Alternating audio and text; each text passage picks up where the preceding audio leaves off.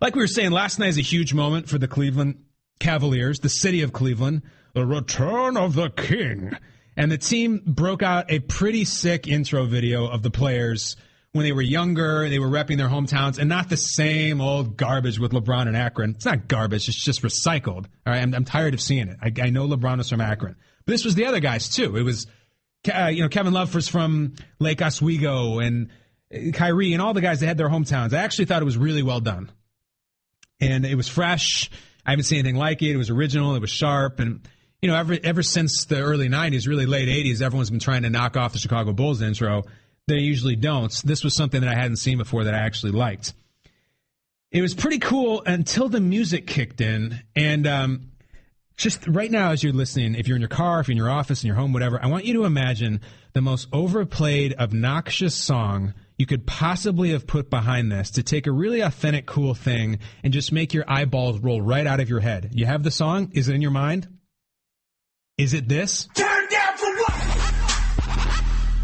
Yep, that's what they did. The old DJ Snake and Lil Jon. The most overplayed song of the past year by far. I'll tell you what I turn it down for. I turn it down for this song when it comes on the radio. No one turns it up for this song. What were you gentlemen asking me? You just said it right there. No one turns it up anymore for Turn Down for What? Why didn't they just go with Happy by Pharrell? Because that hasn't gotten enough spins. You know what they should have done? They should have found that Let It Go song from Frozen and done these moving, sappy little montages of the player's hometown to Let It Go. Macklemore and Ryan Lewis could have done a fresher job. Was there a wedding somewhere that was going on, or a birthday, or a bar mitzvah where Turn Down for What wasn't played? Can someone please turn off Turn Down for What? It's become more predictable on the dance floor, or apparently NBA opening nights, than when they round up the single ladies with guess which song? Single Ladies. So if there was a wedding, a party, bar mitzvah, what have you, bat mitzvah, where that song wasn't played, I wasn't at it. Fortunately, the Cavs decided to stop that, and they went to the actual player intros, which, of course, was the moment everyone was waiting for, the moment of LeBron. And when he was chalking up, he wasn't choking last night terribly. It was more just like he was sleeping. As he was chalking up, for some reason, because everything needed to be so produced and so Hollywood, the fact that he'd come back after 4 years and the storylines and the prodigal son, yada, yada, and him throwing up the chalk just wasn't produced enough. They had to simultaneously run highlights while the dorks in the stands threw up confetti that they put in the seats for them so they could be like LeBron. While that was happening, they ran highlights set to classical music. More specifically, O Fortuna. You know this song because this song has been used in every movie ever and has literally been referred to as the most overused piece of music in film history. This song has been used so much that now it's even dried out being used as a joke, like in a joke comedy movie, like a Ben Stiller movie or something, or it's something at the VMA Awards where they do something in slow-mo and it's supposed to be funny. Even that is cliche at this point. And this is what they came up with? Right, nobody's ever been accused, Turned Down for What, of being underplayed. And on top of that, they used the most overused piece of music in film history, really world history. Come on, Cleveland. Like, this doesn't move it anymore. There could have been something you could have come up with. This is the moment you've been living for 4 years, and you went with this? This song was played, forget about when LeBron was here last time, before LeBron was born. I mean it. That song would have been tired when Mark Price was in the starting lineup. Still, way back then. Brad Daugherty, yes. The most overplayed music in film history and Turned Down for What? It didn't sound fresh or original or historic. It was like a paint-by-numbers stadium DJ intro. It's like all the other songs they could have done. What else was in the discussion room about, guys, one of the biggest nights in our history, and we'll get into LeBron's place putting this night into history in a minute, but this is huge for us. We need to knock it out of the park. I'm looking for fresh ideas. I'm going to go around the room. We got a marker board here. No idea is wrong. I just want the freshest thing possible. For example, how about when we introduce our point guard? Are we going to do him first? I want to go like this. From Duke, number 2, Kyrie Irving. All right, yes. What is this guitar riff? It's so different, it just cooks. This'll get the fans out of their seats. What's this thing called? Seven what? Seven Nation Army. Write that down for our point guard. Kill it. Who's got another idea? Okay, I got it. This guy stands up in the corner. Stands up on the table. Everybody put your pens down. I know how we do it. From Syracuse, number 3, Dion Waiters. Yes, sir. Think about it, guys. Enter Sandman. Enter Dion Man. Yeah, I found this on one of my buddy's iPods. It's this band from San Francisco that plays metal. It's about putting a kid to sleep and how he doesn't get killed in the night. We're going to be putting teams to sleep when we play this every night. All right, guys. Man in the middle. What are we going to do for Big Andy? Terry, what do you think? I got it.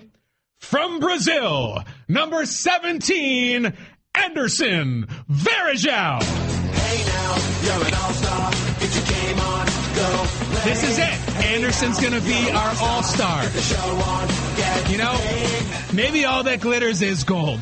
You ever think about that? I know this playlist is. I love it. He's an all-star, shooting stars. He shoots the basketball. We're good, guys. Three-fifths of the way through the starting lineup. But this is important. This is our big acquisition. Everyone's going to want to get on their feet for Kevin Love. This is important. So this is what we do. Ready?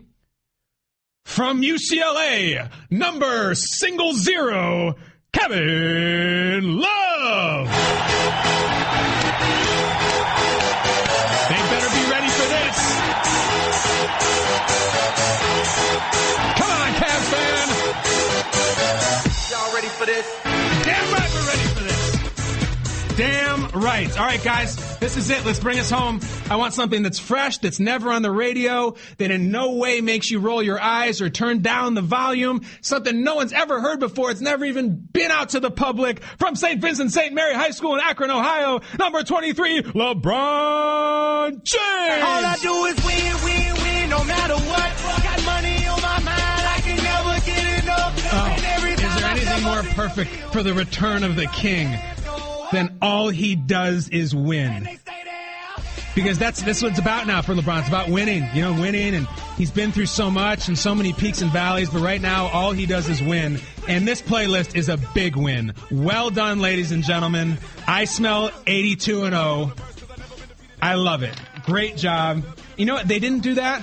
But what they did had to be close to that because they decided to go with Turn Down and with the classical music that's in every half-assed Renaissance movie and battle scene and comedy. It's little things like that, like the music selection, the creative choice. I just don't think that would happen in Los Angeles or New York. Miami maybe because they don't care. But it was just, frankly, very Cleveland. And I say that as a Midwesterner.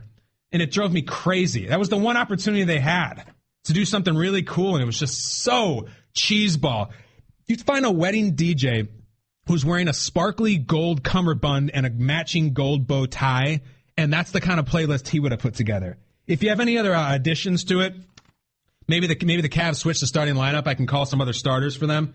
Any other thing that they missed, I don't know if you can find it because that was pretty thorough. They're like, well, where can we find some songs? We do have this stack of Now That's What I Call Music CDs we've been sitting on for a few years. Let's just pick some songs out of that. Pull off the plastic, point at it, and we'll do whatever track that is. Good God, that sucked. And so did LeBron's pregame speech, unfortunately. Did you hear that? Load of malarkey. We may have to do that later in this hour. I'm not going to kill you with all Cleveland Cavs talk because we have many other things to talk about, like Chip Kelly's Halloween costume.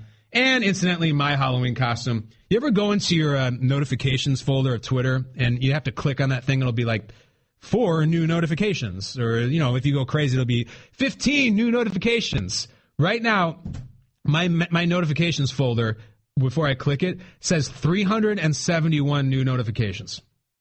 And that's what happens when you tweet a Halloween costume and say, guess what this is? I cannot wait to find out. Oh, let's do an email first. Candy Bar Kyle. If you've ever seen one of LeBron's commercials where he's either dunking in some skyscraper office building or working up a glistening sweat while doing cable crossovers, you'd know between Take Me to Church and Imagine Dragons, overplayed songs are basically a requirement for him. Steve in Phoenix, well done. Yeah, I know what you're talking about. We sat through years of him in some sort of high-rise loft apartment playing basketball. And, oh, hold on a sec. I got a call coming in for Dr. Dre. Let me just pause this hot-ass Imagine Dragons track I'm listening to.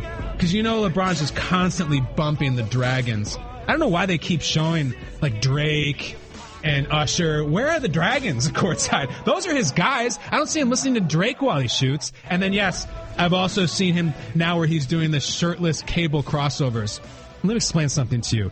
If you ever go to the gym and do cable crossovers, you're an a-hole. It's a stupid lift that makes you... you're just doing it because it looks cool. That's all you're doing. You're going to do that, and between reps, you're going to shadow box for the same reason. And all kinds of exercises with the cables. They just look cool. You look powerful. You look like when you're holding two walls apart, like you're in the Death Star trash compactor. It looks cool. Especially if you're shirtless and glistening and have like 2% body fat like LeBron. But don't do those cable crossovers. I refuse to believe that what you're doing there is some irreplaceable exercise that is key to your core strength and health. You're doing it because it looks cool. And trust me, there's some thoughts of that at the gym.